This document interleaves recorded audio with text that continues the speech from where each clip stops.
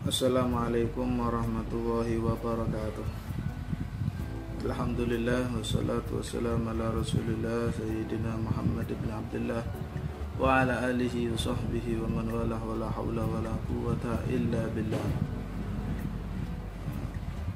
Kembali lagi berjumpa dengan saya di channel Guru Ozi. Selanjutnya bahasan kita kali ini adalah bab sumber hukum Islam. Sumber hukum Islam yaitu ada tiga. Yang pertama Al-Quran, yang kedua hadis, dan yang ketiga ijtihad. Di dalam kehidupan di dunia ini, di dalam muamalah atau ibadah, kita harus merujuk kepada tiga hukum Islam ini: Al-Quran, hadis, dan ijtihad. Al-Quran yaitu bersumber dari Allah Subhanahu wa Ta'ala melalui firman-Nya di dalam ayat-ayat Al-Quran. Sedangkan hadis bersumber dari Rasulullah Nabi kita Muhammad sallallahu alaihi wasallam lewat ucapannya, lewat perbuatannya yang dikumpulkan dalam hadis.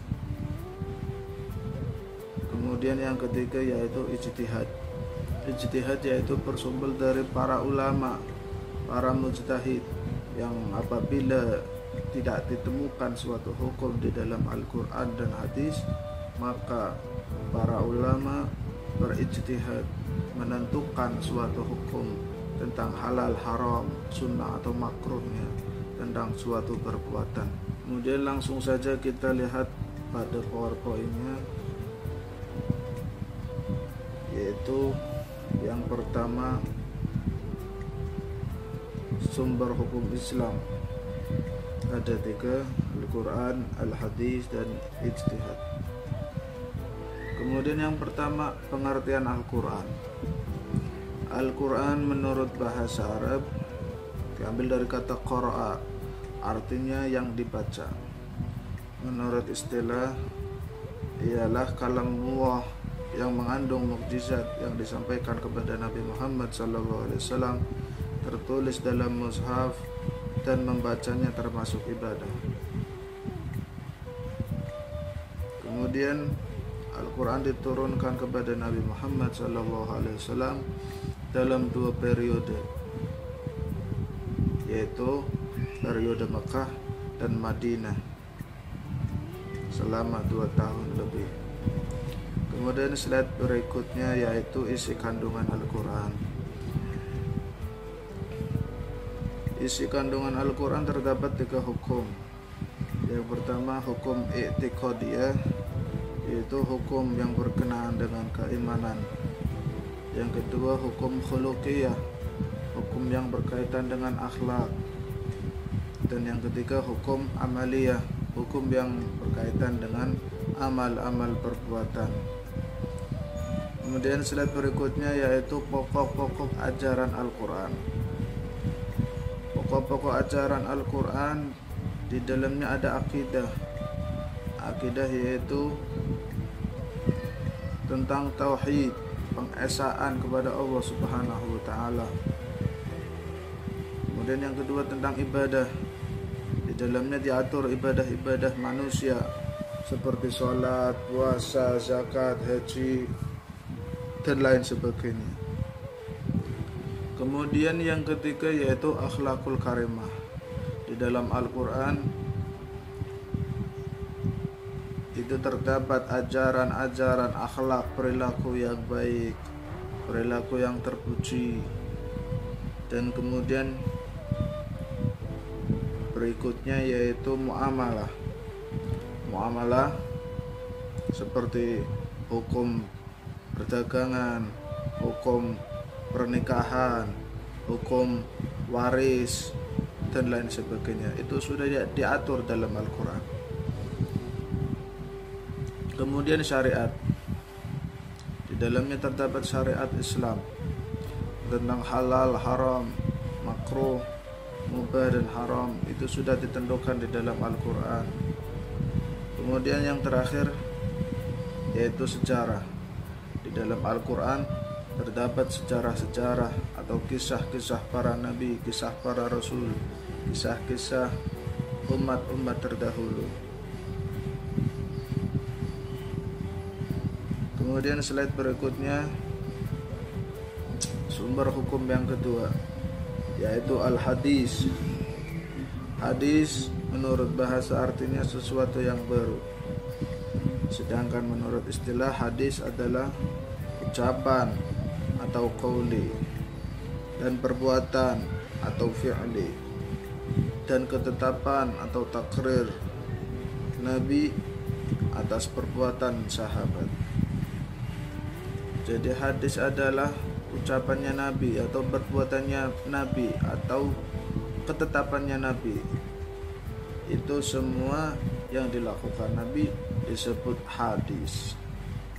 Apabila kita tidak menjumpai suatu hukum di dalam Al-Quran, maka kita beralih ke hukum yang kedua yaitu hadis.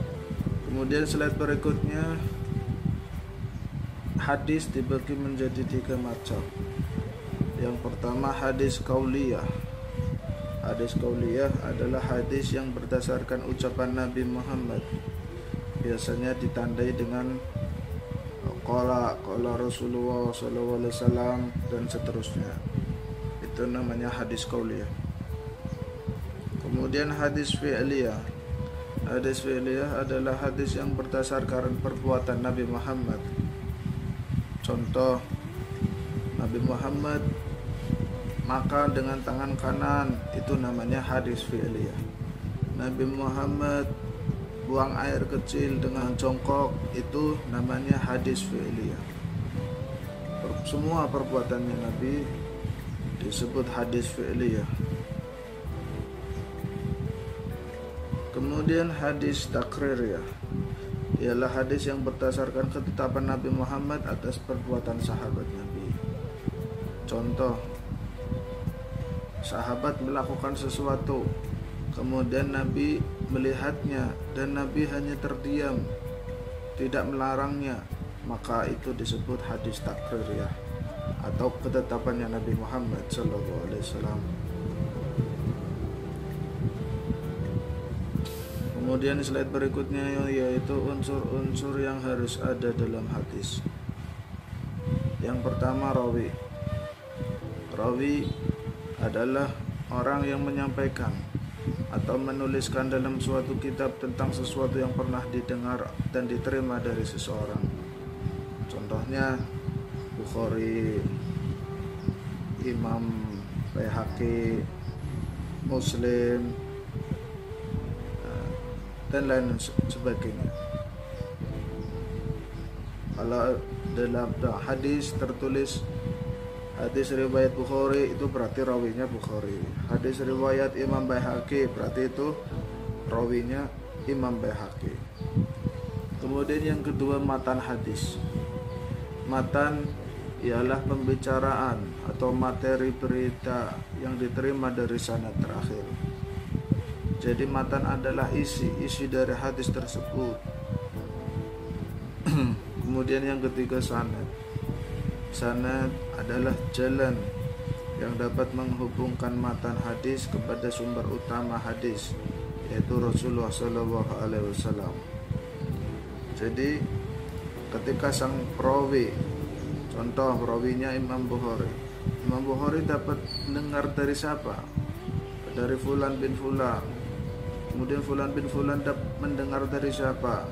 Dari Abu Bakar, berarti sanadnya Abu Bakar As-Siddiq. Ini contoh hadis.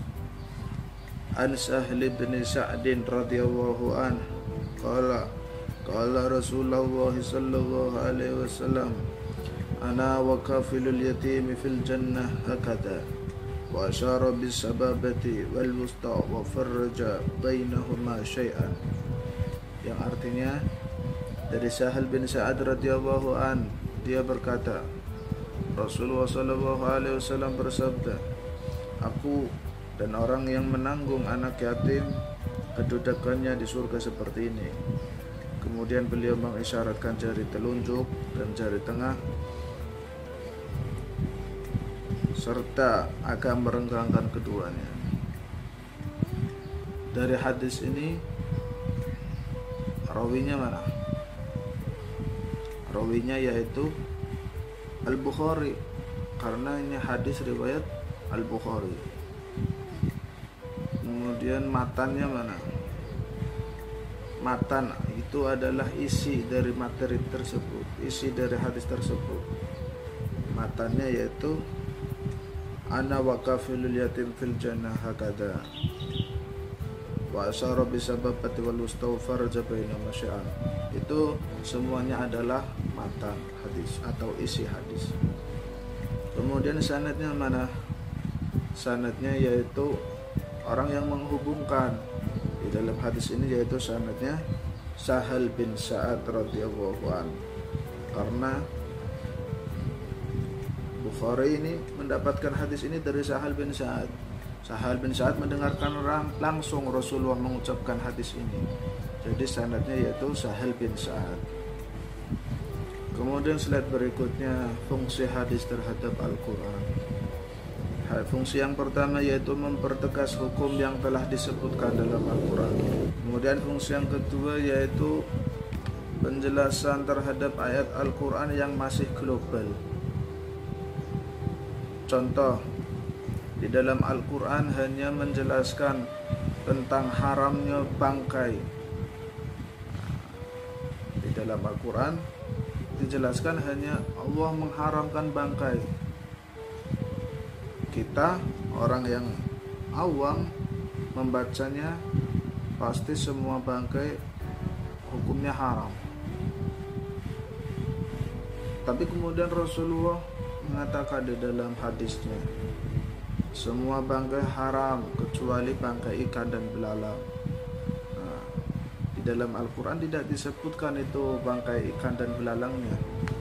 Jadi inilah fungsi hadis, yaitu menjelaskan terhadap ayat Al-Quran yang masih global, bahwa tidak semua bangkai haram, masih ada bangkai yang halal, yaitu bangkai ikan dan bangkai belalang.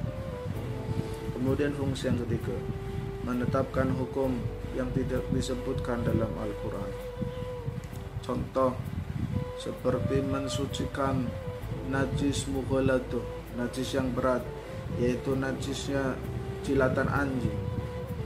Cara mensucikannya itu tidak dijelaskan di dalam Al-Quran, tapi hanya dijelaskan di dalam hadis. Rasulullah mengatakan cara mensucikan jilatan anjing yaitu dengan dibasuh dengan air, salah satunya yaitu dengan dicampur dengan debu, salah satunya dicampur dengan tanah. Jadi apabila ada suatu wadah atau bejana yang terkena jilatan anjing, maka harus dibasuh dengan air 7 kali, salah satunya yaitu dicampur dengan tanah. Dan ini adalah mukjizat kecerdasan Rasulullah SAW. Rasulullah tahu cara mensucikan jilatan anjing. Cara mensucikannya yaitu tidak dengan deterjen, tidak dengan sabun, tapi cara mensucikannya itu air dicampur dengan tanah. Karena di dalam air liurnya anjing itu ada bakteri, dan bakteri itu tidak akan mati kecuali dengan air yang dicampur dengan tanah. Subhanallah. Dan penelitian dokter juga membenarkan. Penelitian dokter menggunakan alat yang canggih bahwa bakteri itu tidak akan mati kecuali dengan air yang dicampur dengan tanah. Padahal Rasulullah hidup di zaman dulu, di zaman belum ada alat yang begitu canggih, tapi Rasulullah bisa mengetahui cara mensucikan jilatan anjing. Kemudian slide berikutnya yaitu sumber hukum yang ketiga, yaitu ijtihad. Pengertian ijtihad. Ijtihad menurut bahasa artinya berusaha keras atau bersungguh-sungguh. Sedangkan menurut istilah yaitu memecahkan suatu masalah yang tidak ada dalil qat'i, ketetapan hukum yang tegas dari Al-Quran maupun hadis, dengan menggunakan akal pikiran yang sehat dan jernih. Jadi apabila kita tidak menemukan suatu hukum di dalam Al-Quran dan hadis, maka kita merujuk kepada ijtihadnya para ulama. Karena para ulama telah berusaha dengan keras, bersungguh-sungguh menemukan suatu hukum dengan akal pikirannya sendiri. Sedangkan hasil dari ijtihad itu disebut ijma'. Ijma' menurut bahasa artinya kesepakatan. Sedangkan menurut istilah ialah kesepakatan para ulama atau mujtahid setelah wafatnya Nabi Muhammad dalam menetapkan suatu perkara, kasus hukum. Orang yang berijtihad disebut mujtahid. Kemudian slide berikutnya, syarat melakukan ijtihad. Tidak sembarangan orang yang berijtihad, ada syarat-syaratnya. Tidak sembarang ulama melakukan ijtihad, ada syaratnya. Yang pertama yaitu mengetahui isi Al-Quran dan hadis yang berhubungan dengan hukum tersebut. Yang kedua mengetahui bahasa Arab. Yang ketiga mengetahui usul fikih dan kaidah-kaidah fikih. Yang keempat mengetahui ilmu hadis. Yang kelima mengetahui nasikh mansuh dari Al-Quran. Dan yang keenam mengetahui rahasia-rahasia syariat Islam. Kemudian contoh ijma' atau contoh ijtihad, contoh kesepakatan ulama yang tidak ada dalam Al-Quran dan hadis. Yang pertama, diperbolehkannya mengambil sebagian organ tubuh orang lain yang masih hidup atau yang sudah meninggal untuk dicangkokkan kepada orang lain. Selama ini ulama berijtihad apakah boleh hukumnya organ tubuh manusia dicangkok untuk orang lain, untuk manusia lain dengan keperluan tertentu. Maka ulama berijtihad, ulama berusaha berpikir bagaimana hukumnya tentang kasus tersebut. Akhirnya para ulama bermusyawarah, para ulama sepakat bahwa hukum mencangkok organ tubuh itu hukumnya boleh atau halal. Kemudian contoh berikutnya yaitu diperbolehkannya vaksin dan imunisasi. Hukum vaksin dan imunisasi tidak ada di dalam Al-Quran maupun hadis. Akan tetapi para ulama bermusyawarah, berijtihad dan sepakat bahwa vaksin dan imunisasi hukumnya halal, disahkan oleh MUI. MUI itu Majelis Ulama Indonesia, karena banyak manfaatnya untuk mencegah penyakit polio dan penyakit-penyakit yang berbahaya. Kemudian contoh berikutnya yaitu penggunaan alat-alat kontrasepsi. Alat kontrasepsi adalah alat untuk mencegah kehamilan seperti kondom, kemudian KB dan lain sebagainya. Bagaimana hukumnya memakai KB pil atau KB suntik untuk mencegah kehamilan? Maka hukumnya boleh menurut para ulama. Para ulama telah berijtihad, musyawarah, memutuskan hukumnya boleh, asalkan dengan alasan-alasan yang sesuai syariat Islam. Saya tidak mau hamil, alasannya repot karena masih kecil anaknya, tidak mau hamil dulu, maka pakai KB atau pakai kondom saat berhubungan, itu boleh. Kemudian contoh berikutnya yaitu pembukuan Al-Quran di zaman Abu Bakar As-Siddiq. Al-Quran itu dari zaman Nabi Muhammad itu tidak ada Al-Quran dibukukan seperti sekarang.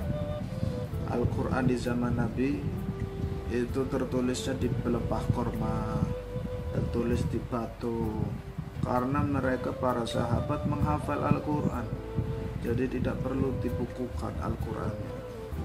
Al-Quran dibukukan itu baru sejak zaman Abu Bakar As-Siddiq. Para ulama berijtihad, melakukan musyawarah, akhirnya mereka sepakat Al-Quran boleh dibukukan supaya lebih mudah dibaca, supaya tidak mudah hilang. Akhirnya dibukukan, dijilid, dan disebarluaskan. Itulah contoh-contoh ijtihad atau contoh-contoh ijma. Maka kita sebagai umat Islam harus berpegang teguh kepada 3 sumber hukum Islam, yaitu Al-Quran, hadis, dan ijma. Jangan lepas dari 3 hukum ini. Ini saja dapat saya sampaikan, kurang lebihnya mohon maaf. Wabillahi taufiq wal hidayah. Wassalamualaikum warahmatullahi wabarakatuh.